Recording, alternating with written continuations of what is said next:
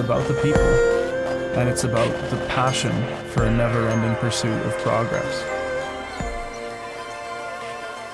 It's about falling in love with trying to be a better version of yourself. It's about commitment to that goal and perseverance through whatever gets thrown in your way.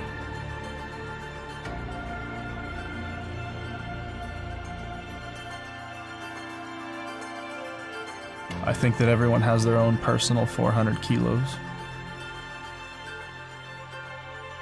There's a beauty and an art in challenging your boundaries. Hello humans, welcome to the M-Word, the Manx Sports podcast brought to you by Martin. That's me. And Matt. That's him over there. Hello, Matthew. Back to Matthew again. Oh, it is Matthew again. Yeah, sorry. Yeah, Matthew. Yeah. How are you? Yeah, good. Thanks. Yourself? Good. Yep. Joined on the line by Max. Max, thanks for joining us today. Thanks for asking me to come on. No, pleasure. I say this at the start of every podcast, which is there's loads to dig into, but there certainly is here from the kind of bio bits we had before.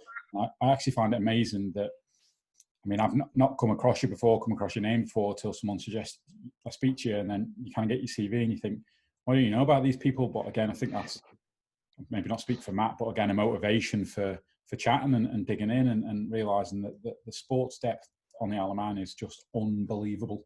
Absolutely.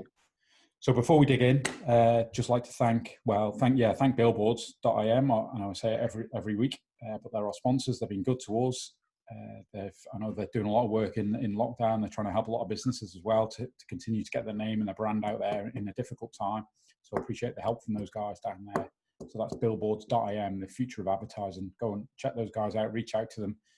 They'll help with that and or other projects. Just reach out. They've got such a wide network on the Isle of Man that they can help you with anything you need. Intro there was a clip from a powerlifting documentary that will be very relevant as we dig into Max's story. So first of all, as we ask all our guests, are you come over Manx, or Manx as the hills? Yes, sir. I'm Manx. I was born here. Okay. But my parents, my dad's from Manchester and my mum's from like the Cheshire area. Okay. But I've lived here all my life and love it. That's quite that's weird. Because my parents are like that as well. Very as in area-wise, one was from just around Oldham area in Manchester, and the other one was I think Cheshire as well. So yeah, right. My dad's I think from a lot Prestwich. migrate over from there. Prestwich. Is that what he calls it? Prestwich? Does that ring a bell? Maybe, yeah. So you're born here. Whereabouts on the Isle of Man did you grow up? I'm up north. I'm a Ramsey boy. Okay. I lived in Ramsey all my life until I went to university, which I'm sure we'll chat about later. So yeah, I lived my life on the Northern Plains. And the schooling up there was Ramsey Grammar, I assume, and Ramsey Grammar, yeah. Albert Road before that, all the but it doesn't exist anymore. It's been knocked down. So yeah, Ramsey boy through and through. And sport at that early stage, was that part of life in early stage? Yeah, absolutely. I mean, as a kid, I played every sport going. I particularly wasn't very good at any of them. But all my mates, they all played sports, and that's the reason why I got involved, because I just wanted to do what they were doing. Right. And they're still my mates today, and and I thank them for that, because it's kind of set me up for where I am now. So it might be running, it might be a bit of footy, it might be a bit of rugby. Football, rugby, cricket, golf. Awful at golf. I don't know why I even stuck at that for how long. I stuck at it for about 2 years, but it was terrible. But just because my mates played it, I played. And I was just outdoorsy. Just spent all my time outdoors as a kid. What age are you now? Just to provide us some context to timeline. Just turned 30. Right. Okay. And were your parents sporty at all? No, absolutely nothing. Well, my dad's he's a couch football fan. Yeah, but my mum and dad didn't do any sport. Neither of my brothers did any sport either. I'm the only one that's kind of, and still to this day, is the only one that's really kind of got a sporting background. And as I said before, that's completely due to my mates, I think. Right, and being active and about. Yeah. So I presume again at that earlier age in those teenage years, that was just about, I suppose, participation for you. Yeah, hanging out with your mates. I think if anyone was rubbish as me at those sports, they wouldn't have played them. But because my mates did it, I did it, and I joined the local sports clubs as well because they all did it. Right. So yeah, I played for Ramsey Football Club back in the day. What do you do with a guy who's completely unfit and 4 inches taller than everyone else? You stick him in goal. Yeah. So I was gonna ask, because I mean the politically correct term, I guess nowadays, is you're a big lad. Obviously, that will come through to partly why that's the case. But back then, in your teenage years, you mentioned you were taller. Were you broader? Yeah. Were you just developing quicker than everyone else? I don't know. I was definitely taller, good 3-4 inches taller than everyone else, I'd Right. say. But I was quite lanky, quite skinny. And then as I got older and hit puberty and everything, I started to bulk out a little bit. Yeah. And kind of just overtook all my friends in that size. And I've always been the big guy wherever I go. And you're 6'7". 6'7". 6'7". Jesus. Never played basketball, no? It's probably Can't an jump. easy joke. Oh, right. Can't jump. You No don't need hamstring. to. What are you It's talking true. about? Just going dunk it in. Yeah. Yeah, no, never played basketball. But I've heard that a few times. People ask me, "Do you play basketball?" Yeah, I'm sure. Yeah. The old joke. So, as you then sort of went through your teenage years, did you start then having a focus on a particular sport? As you kind of get to... Between the age of about 13 and 16, it was just all football. Played a bit of rugby for Ramsey Rugby Club at an earlier age than that.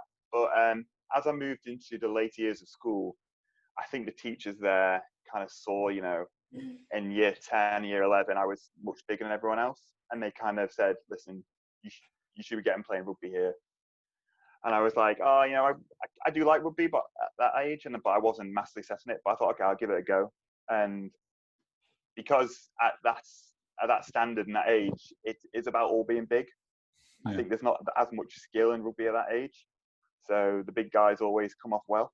Right, yeah. And then I Ramsey Grammar School, when we did the rugby season, we used to have people from Ramsey Rugby Club. They'd come and do the coaching as well, help run the games lessons. And they rubbed off on me quite a lot. I was quite like looking up to them. They said, "Oh, by the way, we do these. You should come down to the club and have a go." Yeah, right. I did, and it was great. Yeah, when you say that about the schools, I remember, especially Castle Rush and taking the trip up or something like that. It was always you knew to watch out for Max. Because it was always he's going to come crashing to you, but. I could hide behind me the forwards and just push them in your way, sort of thing. But yeah, it was always a name for us coming up. So would you be, again, I laughed on this podcast before about my lack of knowledge of rugby. Would you be a forward then in that front line? I guess the technology. So I've played a position called second row or lock all my life. Okay. The engine room, they call it. Basically, you do all the hard work, you do all the graft, and get none of the glory. Okay, right. So yeah. But I mean, and people who play those positions are tall.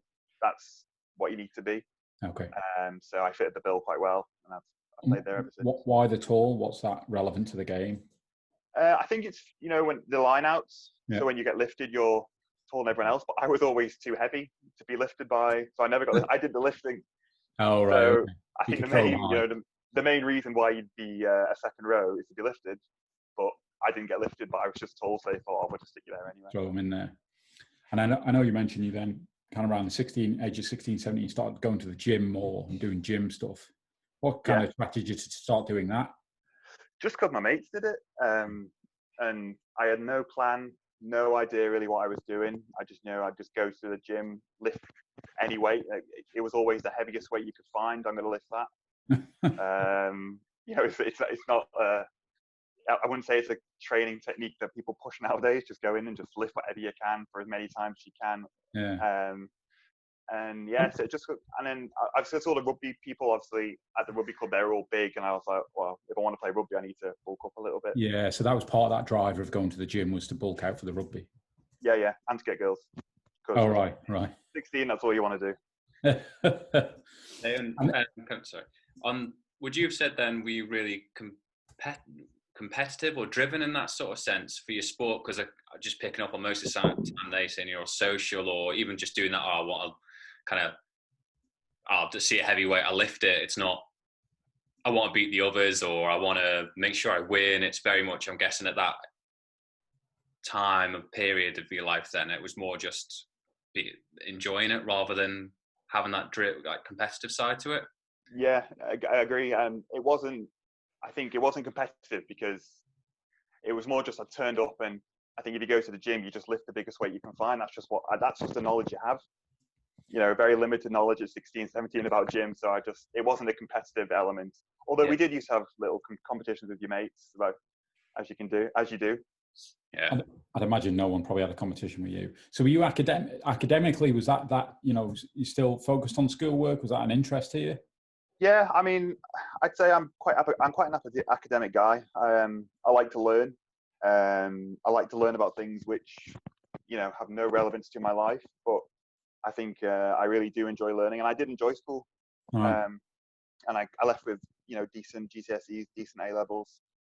And went to uni, I assume. Went to uni, yeah. Yeah. So that was in Lancaster. Lancaster. Yeah. Okay. And what did you go and study there? I did marketing. Okay. There. I actually signed up to do economics, and then I went to the first lecture. And I am academic, and I do like to learn, but I was like, okay, this is too much. Okay.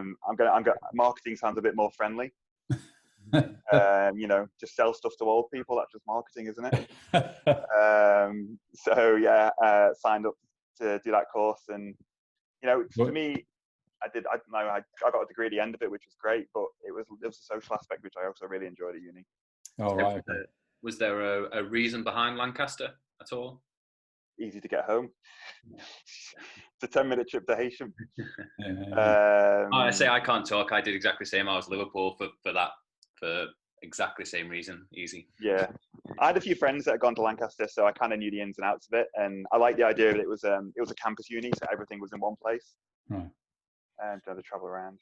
Yeah. And did you assume you joined the local, I don't know, the uni have rugby club today, or the local rugby club? Yeah. So joined the rugby club, signed up at Freshers Week, and then that was it. Like all my friends from university are all in the rugby club. Like it was quite cliquey, which is quite bad in a way because you go to university to meet new people and stuff. But we kind of hung around by ourselves, and we had a bit of a reputation at the uni, as rugby clubs do. We were probably more of a drinking club who played rugby as a hobby. Okay, right. As some uni clubs, as some rugby uni clubs do. But it was great. Like we were actually a really good side considering we didn't focus on it too much. Yeah, okay. We had ex-academy players, ex-Sale, ex-Leicester Tigers academy players.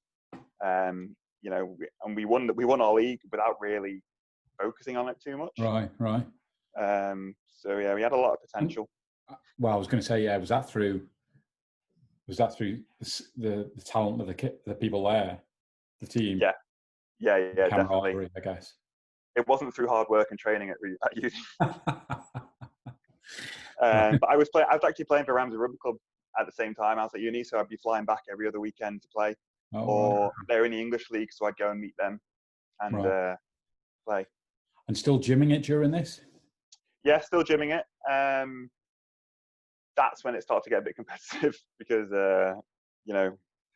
group of lads who are, quite social chaps, they like to push themselves. And I think the terms of dick swinging competition.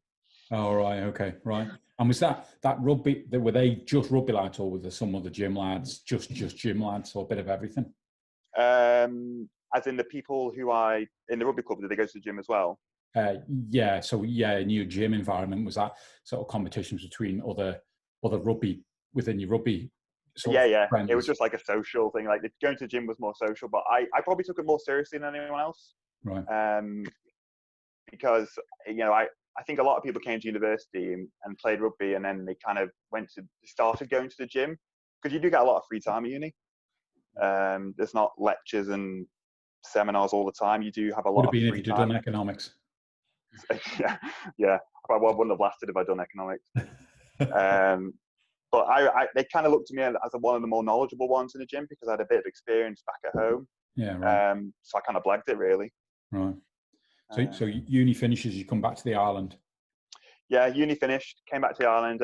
Still playing for Ramsey Rugby Club, and then I got a job with one of the accountancy firms on the island, and I had to study for my accountancy, and that took up all my time. So I kind of had to stop playing rugby and just focus on this for 3 years, basically. Right. Still gymming while I could. But as part of my studies, I had to go to Wales for 4 weeks at a time to do the course, and then you come back for 4 weeks, and then you go back for another 4 weeks to do the revision phase, and then do the exam. Right. So that took up a lot of my time, and that was like 2-3 times a year. Okay. Yeah. How did you find that then? Because obviously you've been playing sport for so long, and again, drawing on that social aspect for you. You've always done it with friends and things to kind of have that outlet kind of taken. Not, I obviously understand the reason why, but having that taken out. How did you kind of find that? I've actually found it really hard, because I'd literally gone from playing so much sport and so much rugby and so much gym to having to cut it out like massively, say like 90%, and having to move my focus onto my studies. I felt like I was, letting myself go almost. I probably wasn't in as good a shape as I had been. At uni I was in pretty good shape. I was fit, I was strong, and then all of a sudden I've come back. My whole life's been turned upside down. Now I've got to focus on completely something different, and you feel like you're letting yourself go. And mentally, that's quite hard, because you've worked so hard to get in a good shape, and then everything changes. We speak to a lot of athletes that use sport as that release. So when it's taken away from them, it becomes difficult, doesn't it? Maybe even you're not realizing when you stop it, and you kind of maybe become a bit more crabby or a bit more touchy because you're not getting the exercise that you need. So you're almost reliant on it. It's just part of your daily, your daily process. You get up, you go to the gym, you play rugby, and you train, and then all of a sudden that's just completely changed. Yeah. So obviously the exam was finished. I guess certainly looking at the timeline, then you got back to the gym. Yeah. So as I was coming towards the end of my studies, I was thinking to myself, wow, I'm going to have so much free time again. What do I want to do? Do I want to go back and play rugby? Do I want to maybe find something else? Because for me personally, I need to fill my time. And then that's when I saw Sam Murphy, who you've had on the podcast. He put up a Facebook status saying he's going to start a weightlifting course. And that's something I'd never even considered. I've been to the gym and lifted weights, but I've never done weightlifting. So, the snatch and the clean and jerk, what you see in the Olympics. And I kind of just, on a whim, I just messaged him and said, yeah, sign me up. I'll have a go at that. Right. And it was almost more so to support him as a friend, just to give him some money and, help him on his journey and to help him. Yeah. Right. Okay. So those first few days, I guess, at the gym, doing specific work, I guess, around powerlifting. Sorry, you've just dropped out. Oh, you there? Oh, yeah, you dropped out there, mate. All right. Okay. Sorry. It's just said. So was that then those first few times at the gym with Sam then start to sort of ignite things in your mind of, I can carry a bit of weight here? Yeah. So what was really nice was to train in a gym with a purpose. Okay. With a training regime. Olympic weightlifting, it's all about technique, which I wasn't very good at, but I had the strength. So I'd be lifting the weights fine, but completely the wrong way, just relying on my strength aspect. Right. And then that's when I think we were talking, as we do in the Olympic weightlifting, he'd mentioned powerlifting as well. And this sounded much more something for me because it was very much strength-based rather than technique. Okay. What's the difference between the two there, the weight and the power? So weightlifting is a snatch and a clean and jerk. The way I like to think of it, that's putting weight above your head. Whereas powerlifting consists of a squat, a bench press, and a deadlift. So it's lifting weight from the floor, apart from the bench press, I guess. But you're not putting anything above your head, so to speak. Yeah. Okay. It's where you see I think it's Eddie Hall, if I'm getting that right. So where you see them, I've seen them lift it straight up, and you kind of So he does strongman. But as one of the main strongman events is a deadlift, where you see with the massive tires either side, like doing ridiculous weights, crazy. Yeah, your man from Game of Thrones, is it? He just broke the world record. That's Bjornsson. That's kind of powerlifting, that kind of concept. So he just deadlifted 501 kilos. Yeah. And a deadlift is a powerlifting exercise, like a movement. Yeah, right. Okay. So what stage during that then, as you're sort of developing that skill that you think, oh, I can compete at this? So I think we were just training, and he did a plan for me, a powerlifting plan, and the numbers were going up. I was getting stronger. And I'm very challenge orientated. I like to have a goal at the end of where I'm going. And we thought, well, maybe we should try and do a competition or some sort. So we did some local competitions up at the CrossFit gym, because that's where we used to train. They weren't, official competitions. We weren't lifting to competition standards, so to speak, but it was just good to get the powerlifting out there on the Isle of Man. Yeah. And, we had people from all gyms on the island come and have a go, and it was really good. And then I kind of thought, I maybe need to do this a bit more seriously, because I was actually lifting some big numbers. Kind of numbers would they be at that stage? So I was probably, I don't know the exact numbers, but I think it was probably around 220, 230K squat, 160, 170 bench, and around 270-ish deadlift. Okay. Kilos. Yeah. So, see. Enough to be competitive, I think. Yeah.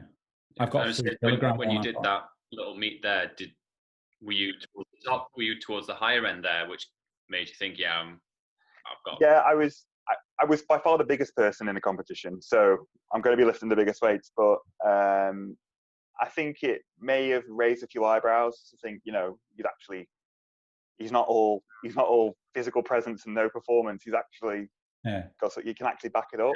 Yeah. And then we kind of I was speaking to Smurf about it, and we kind of just looked around at like what maybe could be the next stage. And then that's when we came across I think there's 3 federations operating in the UK. Mm-hmm. And we came across the drug-free federation, and we liked the sound of it. And we found out that the Isle of Man, they actually class the Isle of Man as part of the Northwest there, which was great, because it means I could just nip across and do a competition I wanted to do, and that's how it kind of all started. Right. So you obviously went away to that Northwest. Yeah. Excuse me, I've got here like 2015 time that was. Yeah. So then are you lifting in sort of your weight category? So they lump, 130 to 140 kilo fellas in one group and women in one group. So I lifted in the 120 plus to 145 kilogram category. Right. And there actually is one category above me. So yeah, just one thing picking up there when you were looking at different options is the drug-free. I wonder if we could talk a little bit about that. So why would it not be drug-free? Yeah. Why would organisations encourage or should we say, I'll let you explain. Well, I wouldn't say they encourage, but there are different federations in the UK who have different views on drug testing in terms of the numbers. And the British Drug-Free Powerlifting Association, the one I joined, they were set up because, I've done my research here, I Googled it before, because they weren't happy with the other federations in the UK and claiming how stringent they were on drug tests. And it was set up in the late 80s, early 90s, when performance-enhancing drugs were rife. And there was no way that anyone could really prove whether you were or weren't on drugs at these amateur level competitions, even though they claimed that, they did loads of drug tests and they, they're really against drugs. There was no obvious, no evidence that they were actually against it in terms of really trying to crack down. So the British Drug-Free Powerlifting Association was set up to try and give people a bit of faith that the competitions they're lifting in actually are as drug-free as they can be. And I guess those ones that are taking it saying, well, if you want to carry on taking it, come and sit in this category over here. Yeah, I mean, my understanding is there's the BDFPA, which I was in, which is very anti-drugs, very open about it, very transparent. And then there's another federation, I forgot its name now, but it's like the middle ground. And they say they're very anti-drugs and they give out that message, but there's always been news articles about, people being tested and being like way on in their competition lifespan, and they're just full of it. It's unbelievable. And then there's another federation where they don't really do any drug tests, and it's just full of absolute monsters. Oh. Absolute monsters. So what kind of, not that we want to promote people taking drugs, what kind of things are people taking is it to bulk up then or help recover or a bit of both? It's not so much to bulk up, it's complete strength. They just want to take stuff that's just going to make them strong, because in my sport, it doesn't matter how you look. You're judged on how strong you are. Yeah. So yeah, anything to boost muscle mass, boost, I think I just said recovery, because powerlifting really does take it out of you. It's very strenuous on the nervous system. So yeah, anything just to get that advantage, to get them back in the gym and training hard again. That's the kind of things they take. Right. So that 2015 then in the Northwest, and you ended up finishing second. No, 2015, the Northwest, I won. Sorry, right. Qualified for the British Champs, which were in February 2016 in Kings Lynn. Okay. So just I travelled over.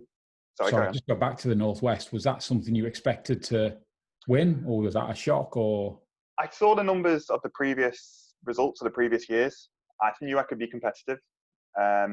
Fortunately for me, being so big, there aren't always that many people in your category. Right. But I think I was up against 3 or 4 other people, and I won that. So yeah, I mean, it was great. And then I remember actually walking in to that first event, and people asked me where I was from, the Isle of Man, and the people running the event they knew the Isle of Man was part of the Northwest, but they'd never met anyone from the Isle of Man competing, which was great. And they really loved it, because they thought, we're getting out there, we're getting more people involved. Yeah. You're like you can then kind of be the poster boy for the for spreading that. So you went to the English champs. Yeah, English champs down in Kings Lynn, and I usually traveled with my partner, but that one I went alone. And yeah, it was a very competitive event again. Didn't have my best day on the platform, which is where you lift.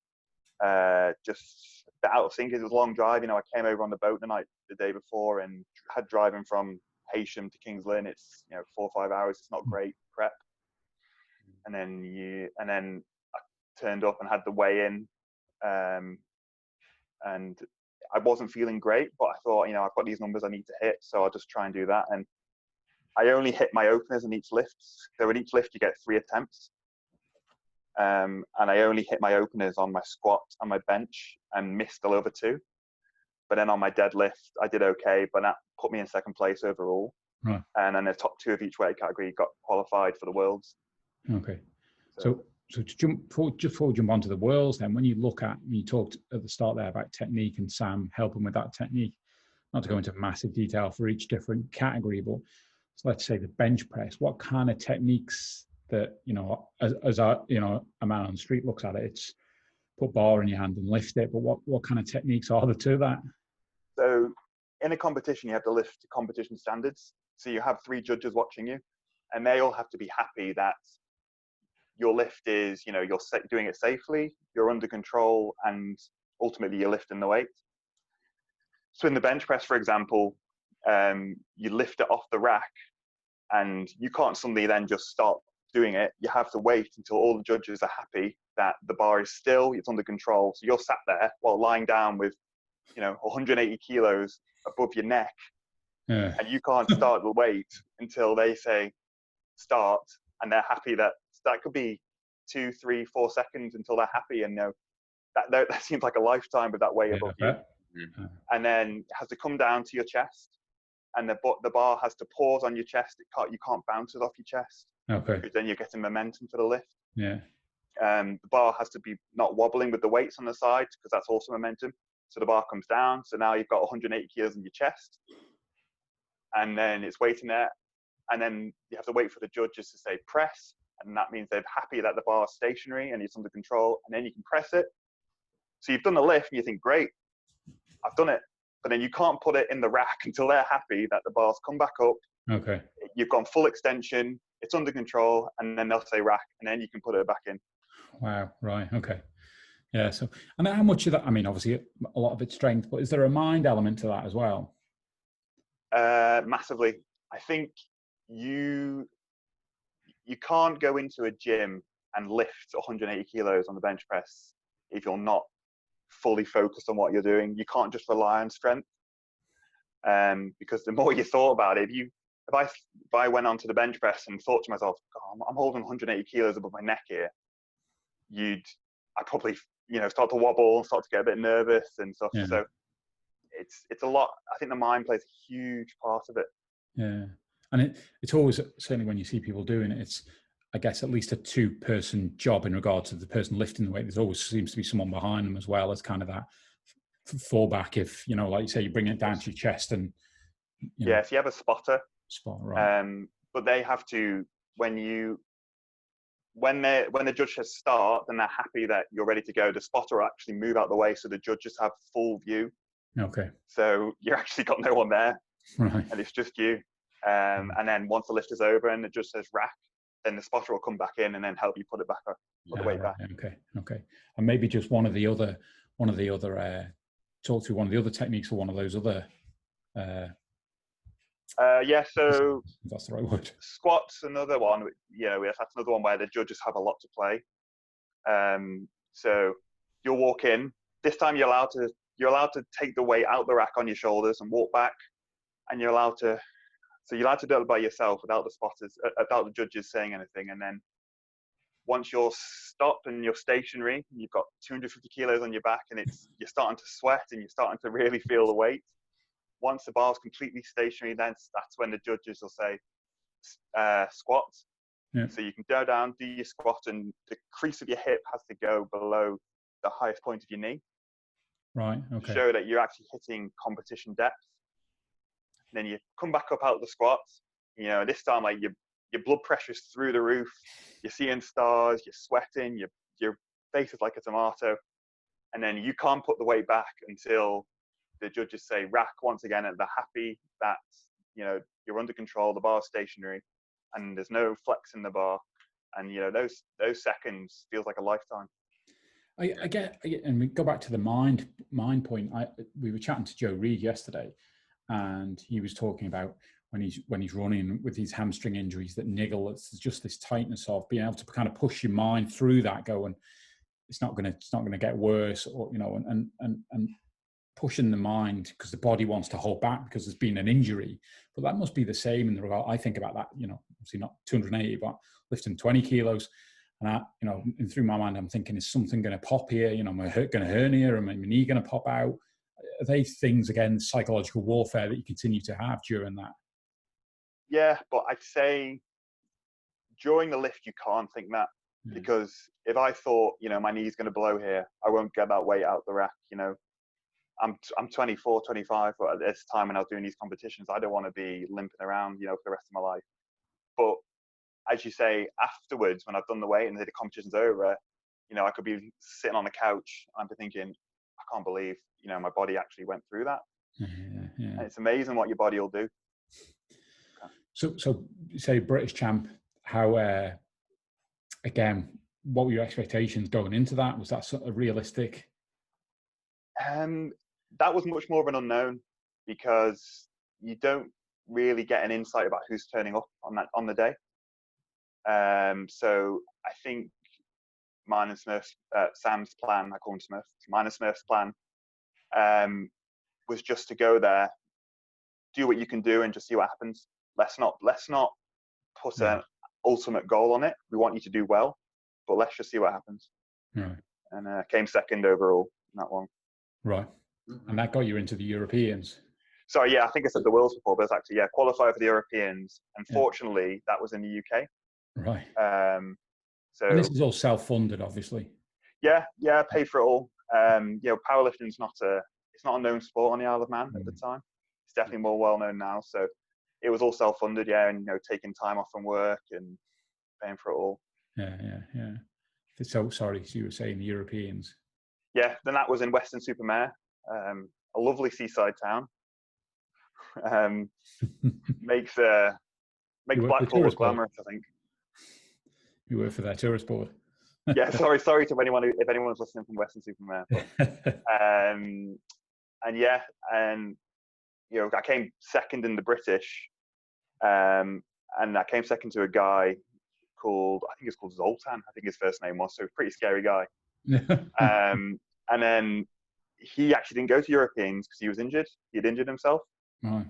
So I thought, wow, I've got a chance here. I know of doing really well, and yeah, I won that, and I beat, but I didn't win just because he didn't take part. I actually beat his total from the British. Okay. Total. Right. So I think I actually would have won overall anyway.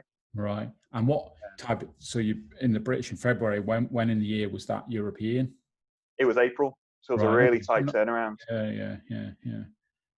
Because I imagine even though whether they're days or whether there's some qualifying within it, but the competition's a fairly short space of time. But I guess there's a good chunk of recovery after events like that because they're so torturous, I assume. Yeah. So Smurf came over with me to the Europeans, and he came and watched it. And then after that, it'll be like we'll literally maybe take a week or a week and a half off. Right. But we won't be off completely. We'll almost like active recovery. We'll still be in the gym. We'll still be keeping the muscles moving, but we won't do anything top end. And then that's when I qualified for the Worlds, which was held in November. So then that first week back, we made a plan, 5-month plan, 6-month plan for November, and really focused in on that. Right. So where were the Worlds? Sorry, remind me where the Worlds were. They were in Lake Garda in Italy. Okay, right. So just to go back, sorry, to the European champs, that was the question I wanted to ask. When you're lifting, are you representing a club, the Isle of Man, the UK? How does that structure work within powerlifting? So it's really funny actually, because they didn't actually know where I should be representing. Okay. I was adamant I wanted to represent the Isle of Man, but they'd never had anyone do so. And I think when I went to the Europeans, I was down as an English lifter, and I went straight to the judges, and I was like, no, I'm not English. I'm not saying I'm super. I am very patriotic, but I'm not crazy. But I was like, no, I want to lift here for the Isle of Man, and they were like, they just didn't know how to answer the question. They were a bit like, what? I don't know how to sort this out. Yeah. So I actually lifted for Great Britain on the Europeans, but it was the same case at the Worlds, but I definitely put Isle of Man on that thing, and I actually changed it to Isle of Man at the Worlds, which was great. Right. Oh, right. Okay. And how was the Worlds at Lake Garda? It was good. Smurf came over. We flew over. I think the competition was on the Sunday, and we flew over on the Friday. And then the Saturday we just chilled out and tried not to eat loads of pizza because I have to keep my weight under 145 kilos for the competition. So the week of a competition, I'll really watch what I eat and be really careful on how much water I'm drinking as well, because water will hold weight on you. Yeah. So I'll do a lot of. I used to do a thing called water cycling, where you drink loads the week before a competition, 2 weeks before a competition, and the week of a competition you drink loads, and then the day before you won't drink, but your body's still full of water, so you're still urinating loads and loads. And I dropped 6-7 kilos overnight, pretty easy. Wow. Right. So then and the Worlds was great. It's a great experience, really professional setup. Tough competition. It was basically me and this Italian guy going toe to toe for the whole comp. Right. But I was determined that some guys probably just got in his car, drove down the road, but wasn't going to beat me. Yeah. Because I travelled from the Isle of Man, so I thought, I'm going to smash him here. Yeah. And it was the deadlift which set us apart. I think he deadlifted 270 in that competition, and I think I pulled 290. Right. So yeah. Did they combine the weights to the total? Yeah. Okay. So they had your biggest squat, bench, and deadlift together. So I think my total was 720, and I think squat was 255. The bench was only 180. I didn't have a great bench day. My max competition bench is 195. Right. And then deadlift was 290. Hopefully 725, I think it was, something like that. Hopefully the maths are right. And now you're world champion powerlifter. Yeah, drug-free world powerlift senior 145 kilogram category world champion. Very impressive. Yeah. And did they play the Manx national anthem? No, they didn't. Nothing like that. They wouldn't have known what to play. It's probably a good thing they didn't, because what they would have come out with, I don't know. Yeah. But yeah, it was great, and that must have been amazing. It was good. I think me and Smurf, because obviously Smurf was there with me, it was brilliant, because we kind of come from nothing. We kind of put powerlifting on the map for the Isle of Man in terms of I know I was in the paper at the back page, and then people would actually start asking a lot more questions about it. Yeah. Because a lot of people don't really know what it is or understand what it takes. Yeah. And have you, off the back of that, you then seen, more and more people on the island start turning up to, the powerlifting meets or any competitions on the island? Definitely. I think strength sports really took off.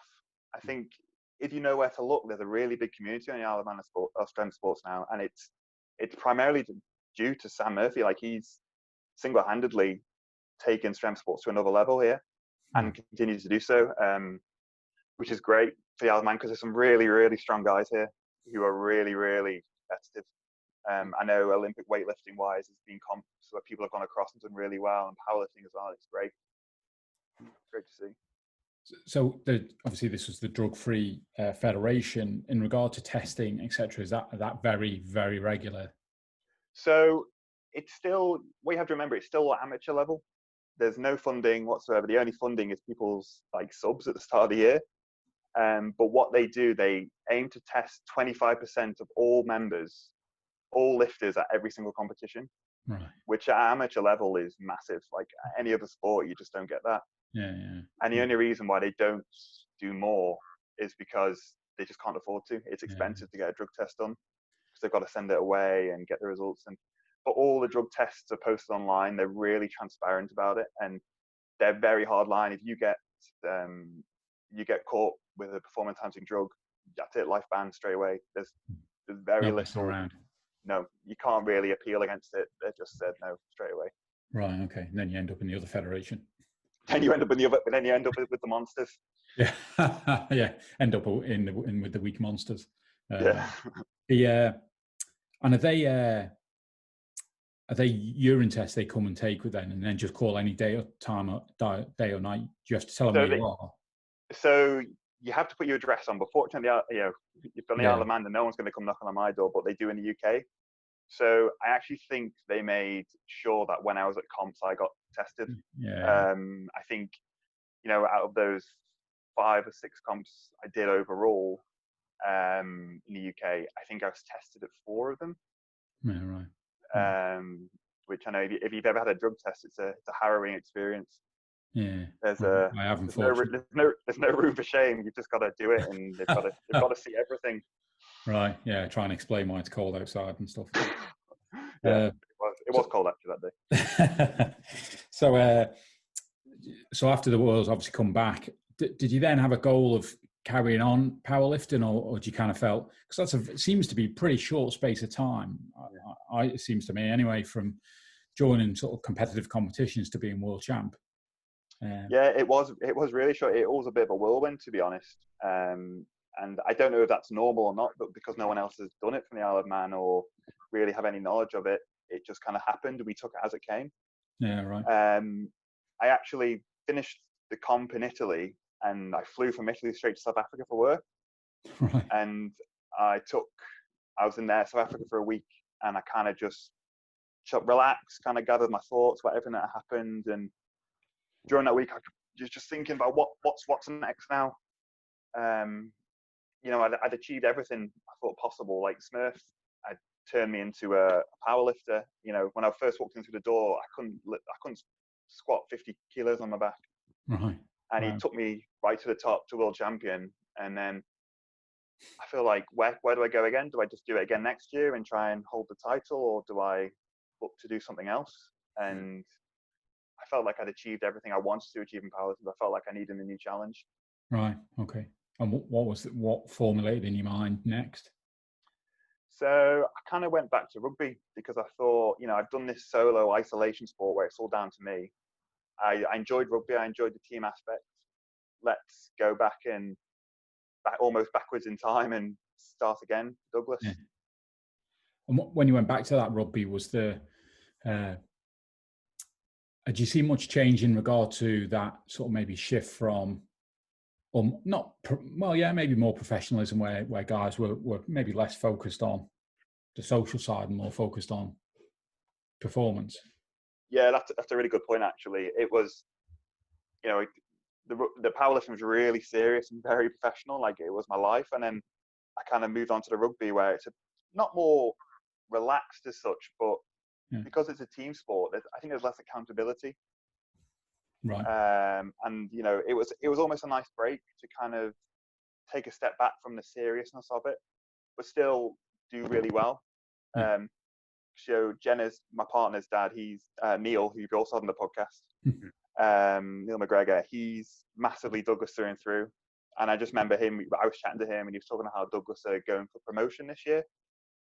I think this was 2017, around February time. And I was like, yeah, I want to be a part of that. You know, I haven't put a pair of rugby boots on for 4 or 5 years, but you know, I was all right back in the day. Let's see what happens. Yeah. And just got straight back into it.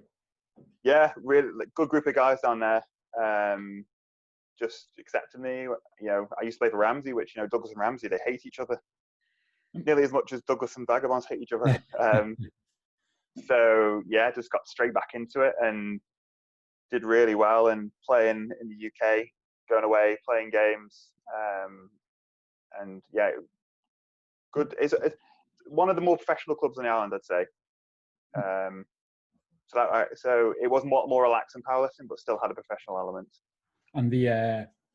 And from a weight aspect, I guess powerlifting, because you're in a category, you kind of maybe always watching your weight. Is that something again, or something different where it's just the weight becomes less important? Your own weight, that is. Yeah, I mean, I was when I first joined, I was still like 145 kilos. I was far too big to be running around. Okay. Right. That was a bit of a wake up call. Do you do much cardio for powerlifting then? Is there much cardio involved? I did absolutely none. I used to have a T-shirt that said "Say no to cardio." Oh, right. Okay. I did absolutely nothing. You know, if I was training in the afternoon, much to my partner's dismay, I would be like, "No, I'm not even going for a walk in the morning because I want my muscles to be completely ready just to lift weight." Yeah, right. But I think things have kind of moved in the last 4 or 5 years. I think there's a lot of studies out there that say actually, you know, cardio is really beneficial if you're following a strength sport. Okay. But I was just I think I was a bit stuck in my way. So, you know, the easy way out was just to say no, just focus on the weightlifting. Right. Yeah. So back playing rugby, were you going to the gym at all then, or were you kind of just moved on? I was going to the gym, yeah, but I wasn't powerlifting training. I wasn't focusing on 1 rep max. I was more doing more reps and, you know, trying to tone up a little bit, trying to get a bit of endurance in my muscles, because they weren't built for endurance after, you know, 2-3 years of powerlifting. They just weren't interested. Yeah, right. So I remember that first training session with Douglas was a wake up call. Like I was absolutely blowing, like dead, like ruined. Yeah, right. So did you? I've got so many other questions to ask. I know you start to pick up doing other sports in more recent times. Biking. Yeah. Like that.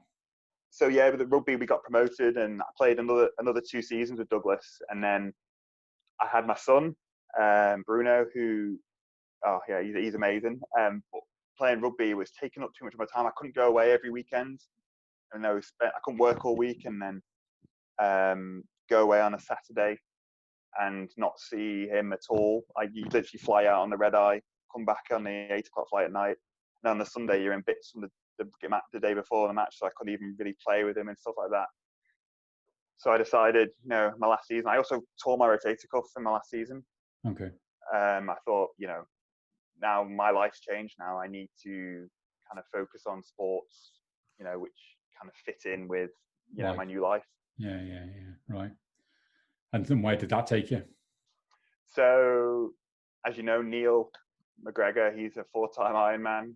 My partner Jenna, she's done 2 Ironmans. So Ironman and triathlon are a bit of a buzzword in this family. And, you know, I went to watch, actually, if I roll back the time a little bit, in 2016, just before the Worlds, I actually went away to watch Jenna do an Ironman.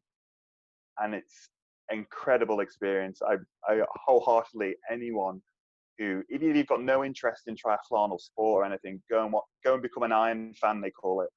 Right, and just watch an event. And it's the most inspiring thing you'll ever see. It's people of all shapes and sizes, you know, dragging themselves for these crazy distances. So that was always in the back of my mind, you know. I'd love to have a go at triathlon. I love challenging myself. Yeah, right. And, you know, being 6'7" and 23, 24 stone at the time, you know, what's completely out there and crazy and completely different to anything I've ever done. Well, triathlon, Yeah, right. pretty out there. Yeah. So I've just started swimming and cycling and running. And do you think about what that thing is in you that wants you to do that, makes you do that? I don't know. I feel like a sports psychologist would have a field day with my brain, because I like doing stuff that I shouldn't be able to do. Right. You know, the powerlifting, you know, I probably should be able to do that because I was big and I was strong. But because no one from the Isle of Man had done it before, I was like, right, that really pushed me and made me really determined. But I'm not sure what it is. It's like I'm in a constant battle with myself. Like, I want to push myself to the next limit. I really enjoy pushing myself. Right. And it's not to impress anyone or to, you know, to achieve stuff that people could see it and things like that. I just want to prove to myself that it's for me. Right. Yeah, it's interesting. And those first times, sort of in the water, things like that. Say by your own admission, you're a big lad. How's that?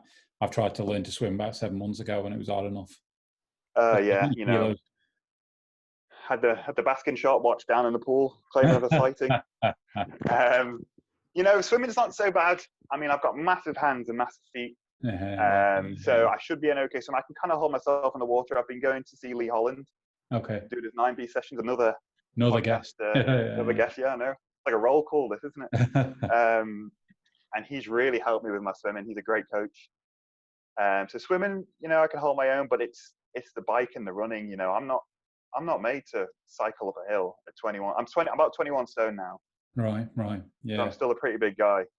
Certainly. Obviously, both Matt and I, biking backgrounds, weight's such a massive part, and you know, you strip a couple of kilos and it makes a difference to your performance. So when you're looking at, you know, not carrying an extra, but the reality is you're riding with people who are, you know, 40 kilos lighter. It's nice because I don't have to buy. I'm not interested in buying the next lightest part for a bike or anything, because what does it matter to me? Yeah. Right. Yeah. And do you? I mean, is it a desire to ultimately help you, because it's going to surely help your body? Running a marathon at 20, 21 stone is going to cause damage. You know, training for that type of thing is going to be injury prevention constantly. So is that, you know, stripping weight back important to you as part of that, or is it just managing it and getting through it and almost doing it at that weight to prove yourself and your own mind that I can do it at 21 stone, I don't need to be 16? Yeah, I think I'm never going to be a small guy. I'm never ever going to be, you know, a flyweight, so to speak. It's kind of like in my head, I want to do it because, I mean, I've got all these lists and ambitions, and I've done stuff in the past. Well, I've done stuff very recently, which, you know, I probably shouldn't be able to do at 21 stone. And it's not to prove that, you know, I'm doing it at 21 stone. It's to prove to myself that I can do it, because I've never thought I would be able to do it, because I was doing my powerlifting days, you know, I was very unfit in terms of the cardio aspect. You know, my blood pressure was really high because it's just a consequence of the sport. So now I'm just like, what's my next? What can I challenge myself now? Okay, well, let's go and do a half marathon. That's not someone at 21 stone. You don't see many 21 stone people doing marathons, not half marathons. So I thought sub 2 hours. Sub 2 hours I've done, which I was really, really pleased about.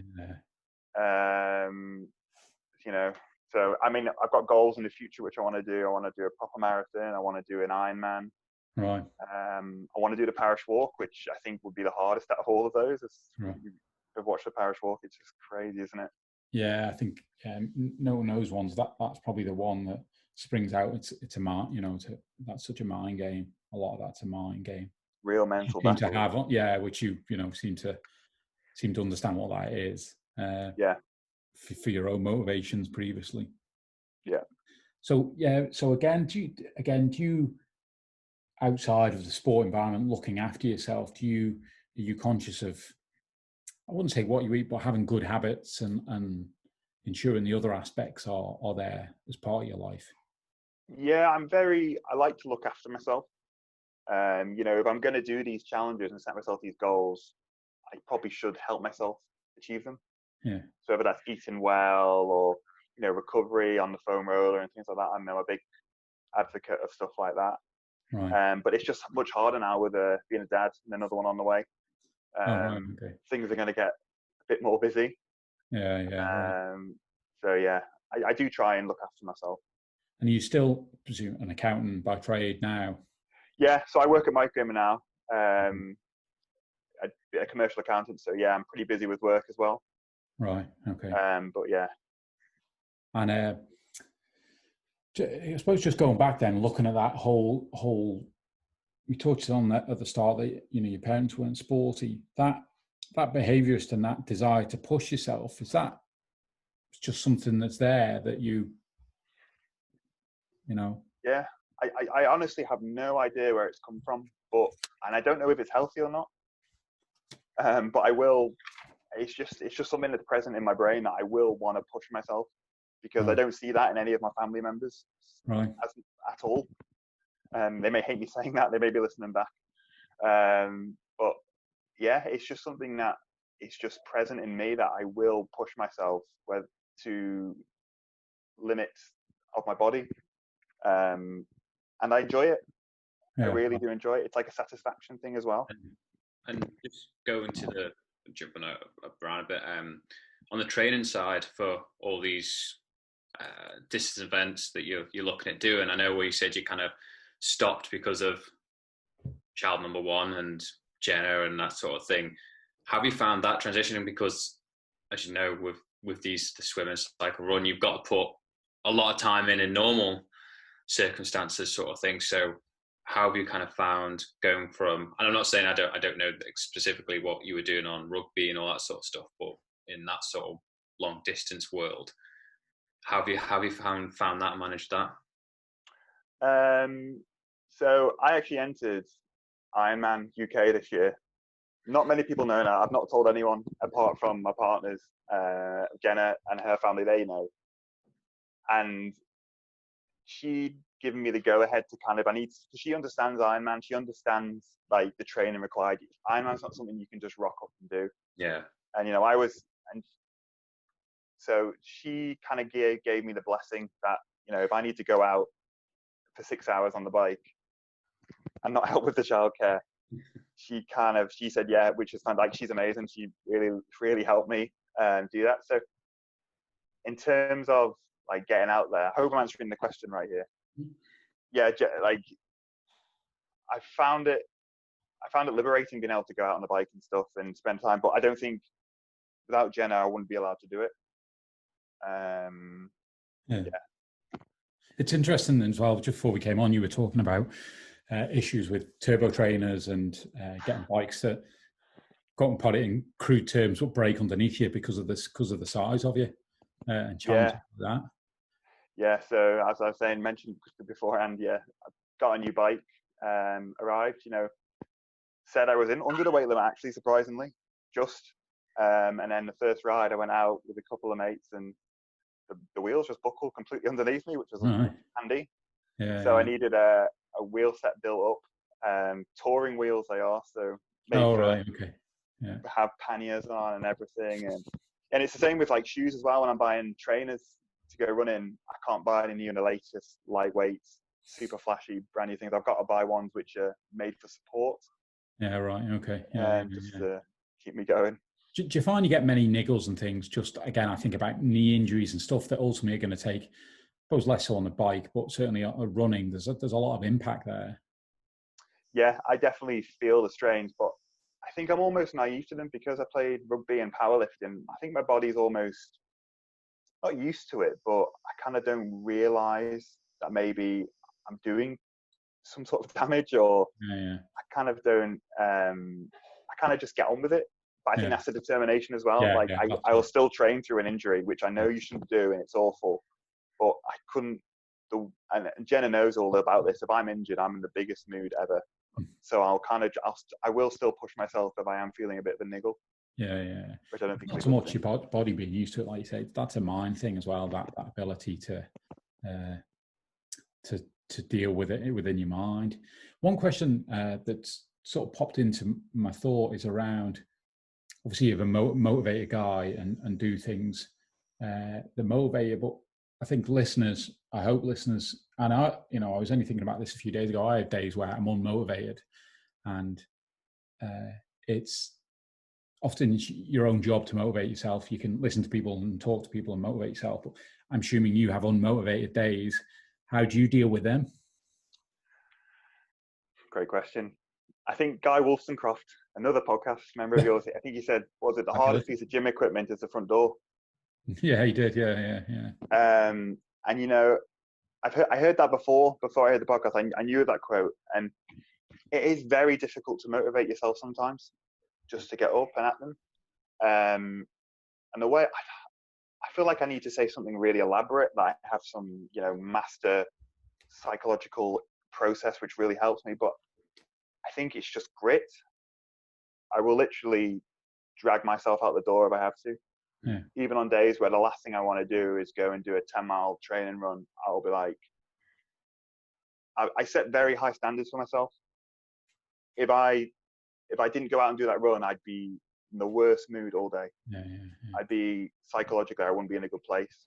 I almost sound like I'm addicted to exercise almost, or addicted to that feeling of pushing myself or getting it done. Yeah. It's not the most dignified of answers. It's just, I think I just grit my teeth and just get it done. I think that's important. I think you can often listen to, again, motivational people, and it can be all sort of glossed up, but if that's what it takes to get out. One of the things I've noticed recently, and it must have been chatting, because again, this is why I love doing these podcasts, chatting to someone, but they talked about how, those days where you feel really unmotivated, and you talk there about, if you don't do it, what will I actually feel like? Well, in 3 hours, I'll be really peed off with myself because I won't have exercised. I'll have sat on the couch and not been productive. And a technique I've been using recently, which is to, when I don't want to do it, is to think, how do I feel when I've done it? Well, I always feel better. No one's ever done it. Somebody said this, they've never done exercise and felt worse after it. Yeah, it's crap going through it. Yeah, you feel rubbish if you've done a hard session, but after it, the endorphins are going and you feel great. So try and get those memories in your head. So when you have to push and it's cold outside or you're tired, yeah, okay, it is crap. But on the other side of it, you feel awesome. And you do, everyone does after they've had exercise. Even Christian, I suspect, will be saying that at some stage when he finishes his 10th marathon today. Mental. And that's the drive, I think, that I try and use now more so. Endorphins are incredible, aren't they? Yeah. They are really, really good. But I think if you set the goal to yourself, you say, right, I don't feel like training today. I mean, this doesn't personally work for me, but what I've heard people say is, I'll just go out and run for 5 minutes. Because they find out one in like 5 minutes, they'll be like, well, I'm out here now. I'll do another 5 minutes. And it just keeps on going from then. Before you know it, you've done what you need to do. Yeah. Just building those good little habits. And do you have similar, I suppose, motivation-wise, but negative-wise, will you have times when, again, you have maybe self-doubt or negative feelings? And that's not because I'm trying to draw them out, but again, I always think it's good for people to realise. I do have a lot of negative, especially toward, I think Strava is probably the main culprit of this. I'd almost like I need a reality check sometimes. Like I'll be looking at people's times, examining, they were that fast up the hill on the bike. Why wasn't I that fast? Yeah. Or, he ran 5 miles in that time. Why didn't I do that? And you can kind of spiral out of control a little bit, but then I need to, and then I have to always have to tell myself, listen, you're 21 stone, 3 years ago, you couldn't run a mile. Look how far you've come. But at the same time, that appetite to want to do better, I don't necessarily think that's too much of a bad thing. Because I think competitive people will always have that. I think, and part of the reason I ask is really for exactly you mentioned there, because again, when we were chatting to Joe, he talks about these small incremental gains and where he's got to in his career. When you chat for an hour, even like now, we chat for an hour and it feels like you've gone from here to here really quickly. So people who listen go, well, I can't do that. It's, but they're small things that happen every day that build up. And these people it's not all on the uphill. There are negatives within there. There are troubles. There are injuries that put you back down, which is important. That's why I asked the last 2 questions about unmotivated days and negative thoughts. Really, people who've been top of their sport and you've been the best in the world at your sport, you have these days and they're fine. It's just dealing with them, box them off, bring some positivity back and step forward again.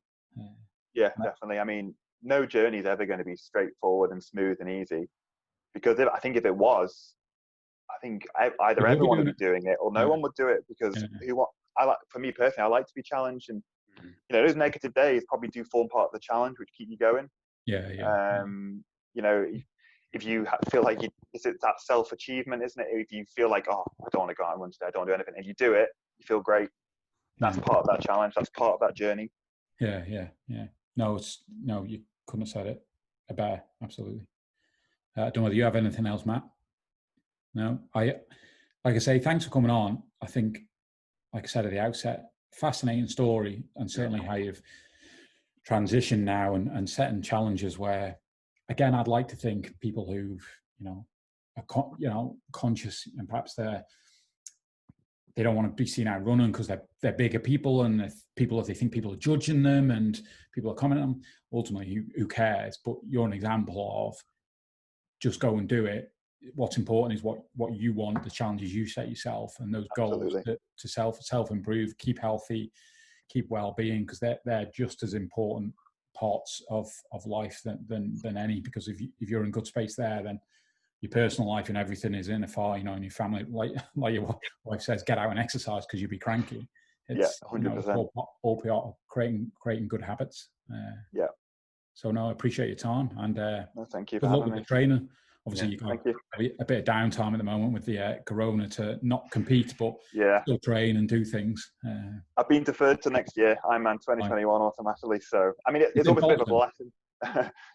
So I'm going to see how I feel and how the training's going with the new baby here in August. But that's the ultimate goal. I've set myself that challenge that in my life I'm going to do an Ironman.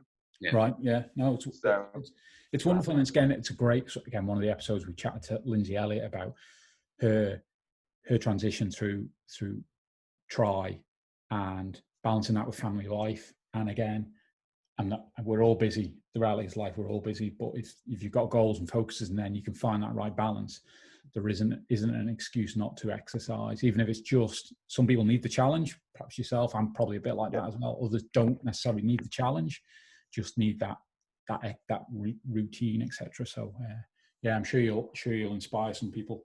Hopefully. Yeah, I'm sure so. So thanks for your time. Thank you. Cheers. Do you want to check us out, Maddie? Yep.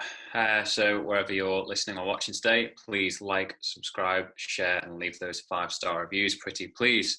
Social media, on Facebook, we're the M Word Podcast, Twitter, Max Sports Pod, and on Instagram, we are the M Word IOM. Cheers, Matty. Thanks, everyone, you sexy people, and thanks for letting us in your, not you, Matt, the rest of them. Thanks for letting us in your ears. It's word out from Mon. Word out from Matt.